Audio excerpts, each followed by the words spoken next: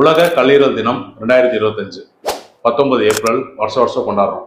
இந்த வருஷத்தோட தீம் என்னன்னு பார்த்தீங்கன்னா ஃபுட் இஸ் மெடிசன், உணவே மருந்து.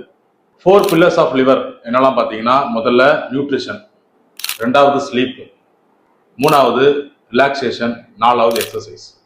முதல்ல ஃபுட்டு பார்த்தீங்கன்னா நம்ம பேக்கேஜ் ஃபுட்டு, ப்ராசஸ்டு ஃபுட்டு, நிறைய அரிசி அதிகமாக சாப்பிட்றது, நிறைய சால்ட்டு போட்டு சாப்பிட்றது, நிறைய சக்கரை சாப்பிட்றது, ஸ்வீட்டு சாப்பிட்றது, ஐஸ்கிரீம் சாப்பிட்றதுன்னு சாப்பிட்டு லிவரை டேமேஜ் பண்ணிடுறோம். ஸோ லிவர் எப்படி தான் ஹாப்பியாக வச்சுக்கிறது, ஹெல்த்தியாக வச்சுக்கிறது அப்படின்னு பார்த்தீங்கன்னா இந்த 3 விஷயம் கம்மி பண்ணணும். ஒன்று அரிசி, ரெண்டாவது சால்ட், மூணாவது சுகர், டெசர்ட்ஸ் எல்லாம் கம்மி பண்ணிடணும்.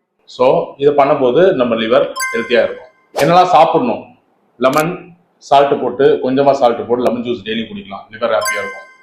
மீன் நிறைய சாப்பிடலாம், சீட் சாப்பிடலாம், நட்ஸ் சாப்பிடலாம். டைமிங் இருக்கு, சாப்பிட்றதுக்கு டைமிங் இருக்கு. ஏன்னா லிவர் 1 to 3 வரையும் தூங்க போயிடும். அதாவது நடுராத்திரி சொல்றேன், விடிய காலையில 1 மணிலேருந்து 3 மணி தூங்க போயிடும். ஆனா நம்ம அத்தனை மணிக்கு தான் போயிட்டு நிறைய ஃபுட் ஸ்ட்ரீட் தந்து வச்சிருக்கான், அந்த டைம்ல சாப்பிட்டு லிவரை டேமேஜ் பண்ணிடுறோம். ப்ராப்பர் ஸ்லீப்பு லிவர் ஹெல்த்துக்கு ரொம்ப முக்கியம்.